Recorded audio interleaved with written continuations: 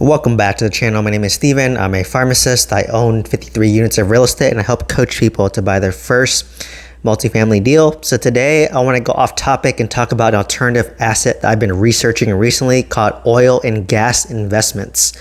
So once again, I've always thought oil and gas investments were for the rich. And as I started searching on YouTube, I've been going on this huge rabbit hole ever since I saw this video on Rent to Retirement where they interviewed a guy. I think his name is Troy Eckert, and he owns Eckert Enterprises.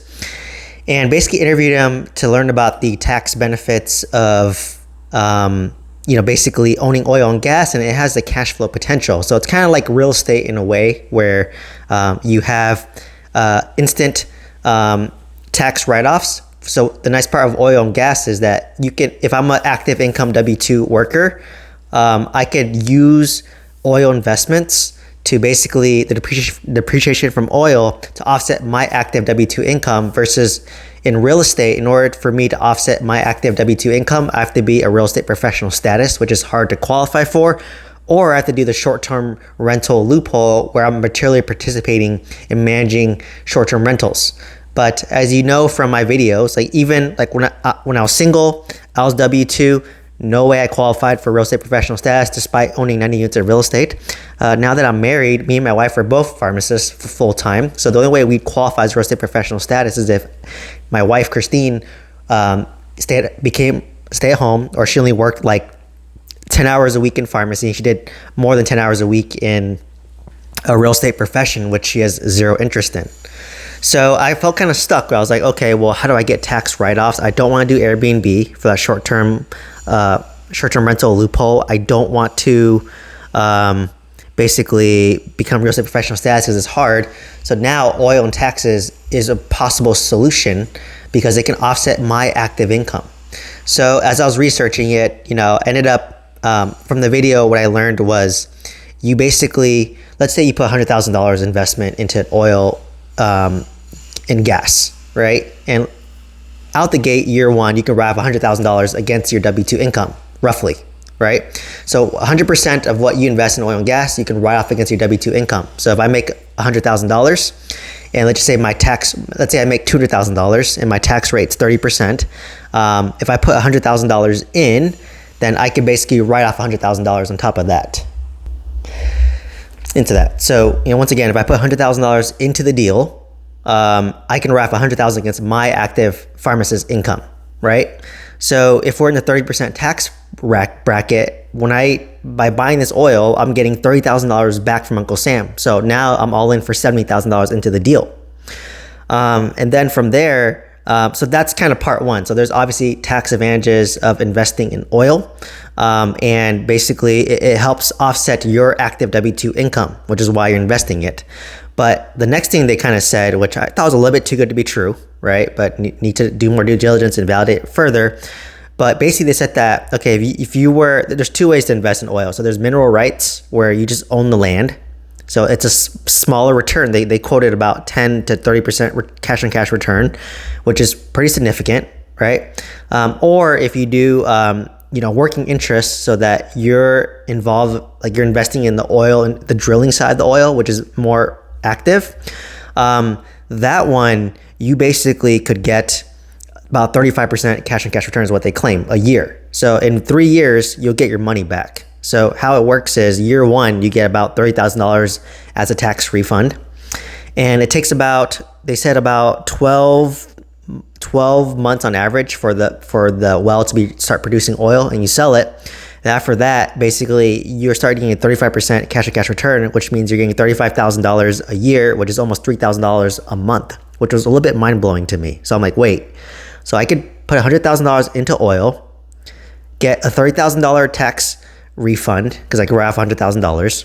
And now I own this asset a year later that cash flows $3,000 a month. That's a no-brainer. I'm like, why am I investing in real estate, right? Like I could literally put in $300,000, own 3, oil wells, for example, or have $300,000 invested. And if I have a 35% cash on cash return, then that means I'm almost getting about $9,000 a month in positive cash flow, which is matching my current real estate portfolio, which is like, high end, right? Like, I have 53 units of real estate.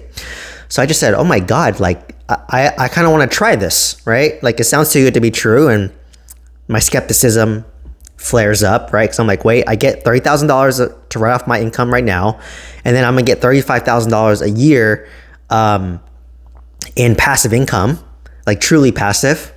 And they say it's a vicious positive cycle, because now I'm getting $35,000 on top of that. Next year again, I have to put in $100,000 to go buy more oil wells that we drill. Now I get another $35,000 on top of that. So every year this starts to compound. As you can see, if every year I'm putting in $100,000 into the oil well, and it's generating me $35,000 a year every month, earning a 35% cash return, your W2, your active income starts to skyrocket. So it's a positive vicious cycle, right? And it starts to compound. So imagine by year 7, you have $700,000 in there, and you're getting like $210,000 in active income from your oil wells, which is like a pharmacist's income. And I was like, whoa, like this sounds like it could be true, but let me look into this further.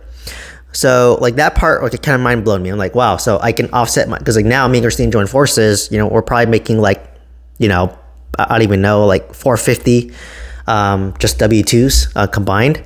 And like we don't want to do short-term rentals, and then we don't want to do real estate professional status. So this might be an option. And right now we can't afford to, because we're doing the new construction burr right now. But like once I have more capital, like I'm open to like putting $100,000 in. So to do this, you have to be an accredited investor, which I forgot what the net worth requirement is. I think it's like a $1 to $2 million net worth, and you have to make like at least $200,000 a year. You just can Google it to see what it is, but I qualify as a accredited investor due to net worth and my income. So it's open to me. I think the minimum investment, they said, was $100,000 in the deal.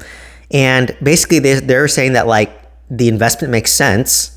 And they said that like when they drill oil, they're like 98% confident that like 98% of the time there's gonna be oil in there. It won't be a dry well.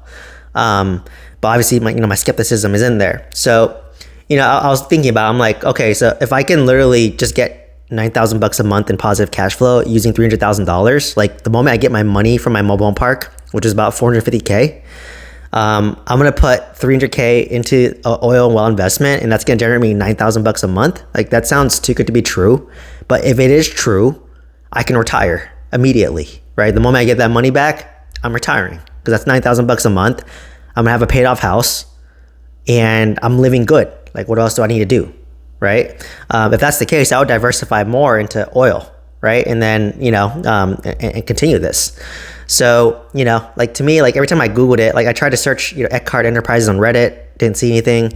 I don't know any other investors that invested in Eckhart. So if you did, please reach out to me. Curious to like talk to you and, pick your brain and see how your investments are doing. Cause like you said, if it's true, great. 35, like if you can get in 3 years, get all your money back that you invested in, and then these oil wells produce oil for like 20 to like 50 years, is what they say the average span is. So let's just assume 20 years, like you get 20 years of passive income doing nothing.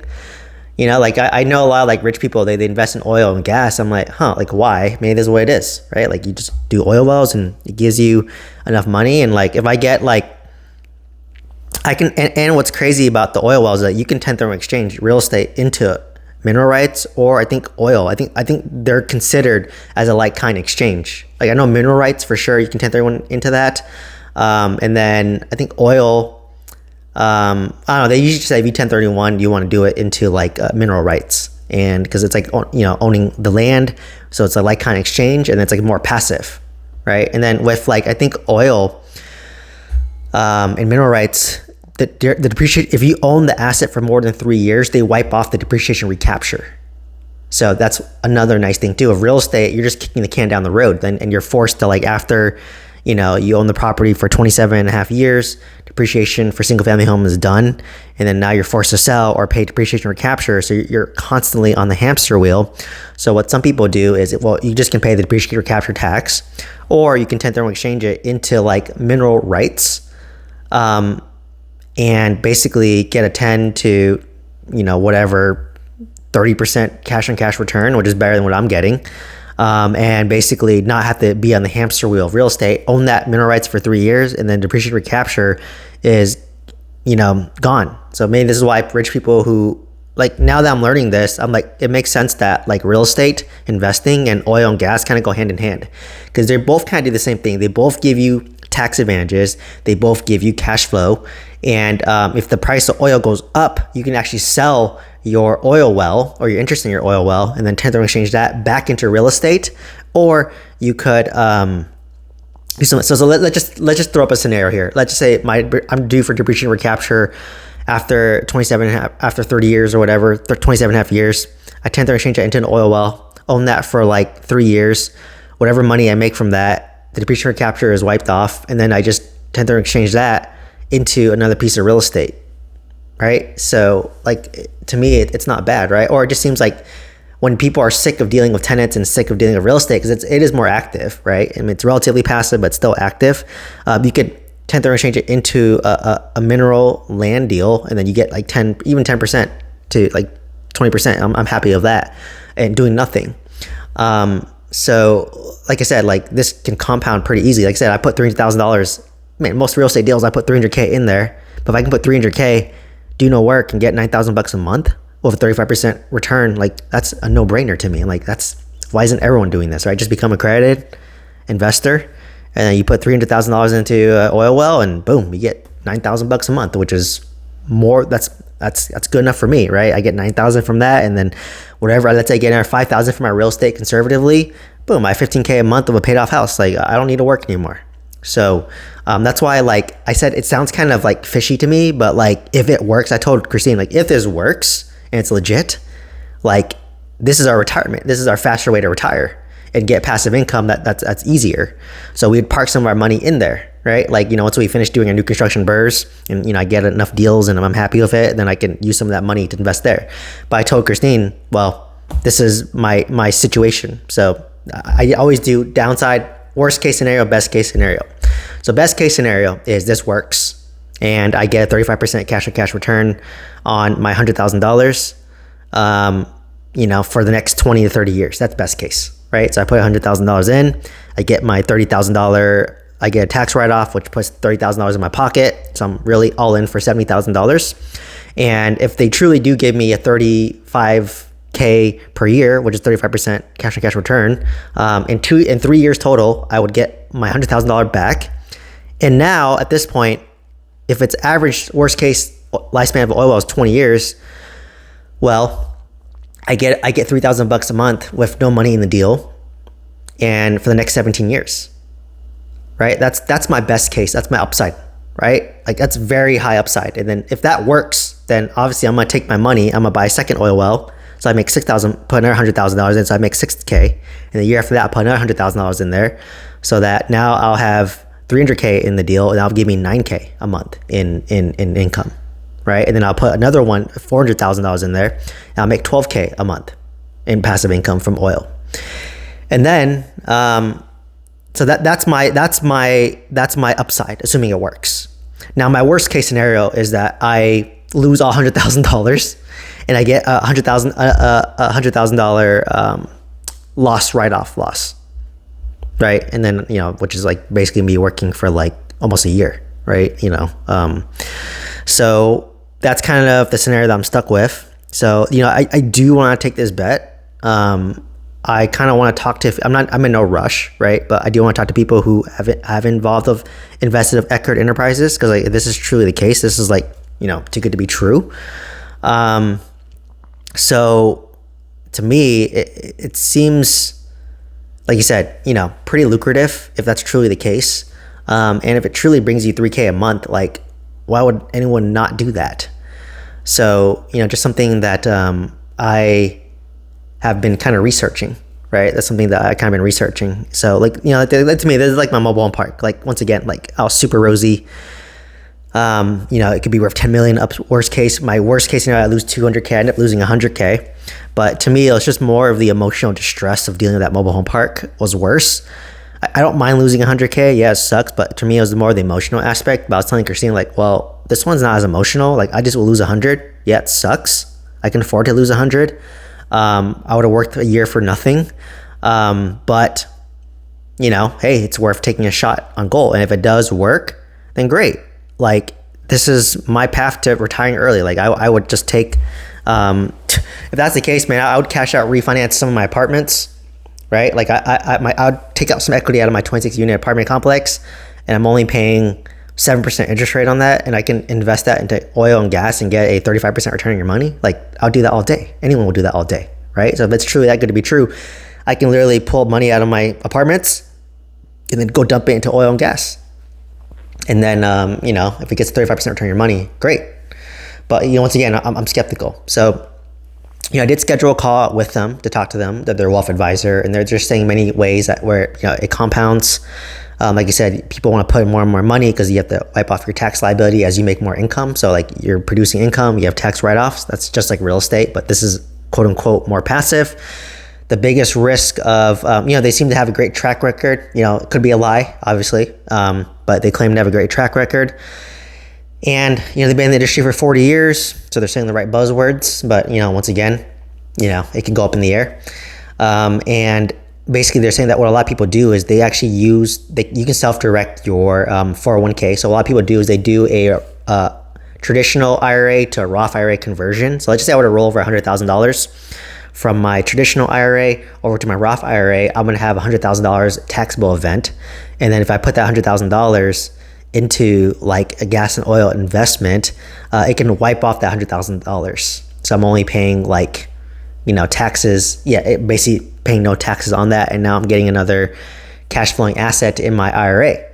And then whatever money you make in your IRA, if it's a Roth, it's like tax free. So they basically do two strategies. They do 1031 exchange, real estate into oil, or you self-direct your IRA, convert your traditional IRA to a Roth IRA, and then use that to go buy oil, right? Or mineral rights. So that's kind of like the tax-free strategy to buy wealth. And, for me, like I know Robert Kiyosaki talks a lot about like investing in oil and gas. Like to me, I don't have any connections. I don't really know anyone that's doing it. So that's why Eckerd came across, and I've been checking it out. So, like I said, if you invested with Eckerd, like let me know. I'm curious to learn more about them.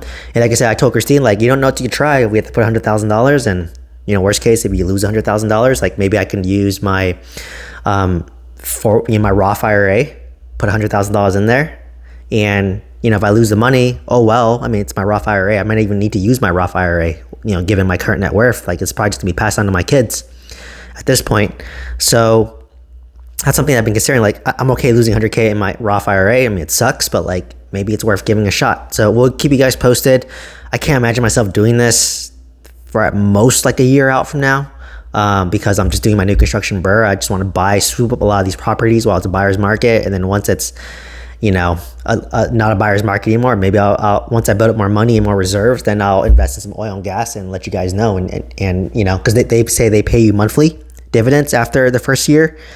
And, I would basically, post about all that to be fully transparent, right? Like, for me, it's always the older, white hairs who are investing in oil and gas. And so it's nice to see kind of like, millennials going into there and being transparent about it. And that's what I hope to do, and putting money where my mouth is. So I'll be risking 100K if I do it. And it'd be nice when I get my mobile park money, I can just risk $100,000 and see where it gets me, right? So worst case, if I lose it, I lose 70K because I got $30,000 as a write-off. Or they can be a Ponzi scheme. Who knows, right? That's the risk you take when you're in credit and you're investing. So anyways, just wanted to share my thoughts about that. Let me know your thoughts, opinions. Once again, if you invested in oil and gas with Eckerd specifically, share your experience with me. Please send me an email. Otherwise, if you want to join my mentorship program, you want coaching, you want to join my school community, which is only $1 a day, click my link tree down below. You have links to all the above. Also, from there, you can send me an email. Otherwise, please like, comment, subscribe, and I hope to see you in the next one. Thank you so much.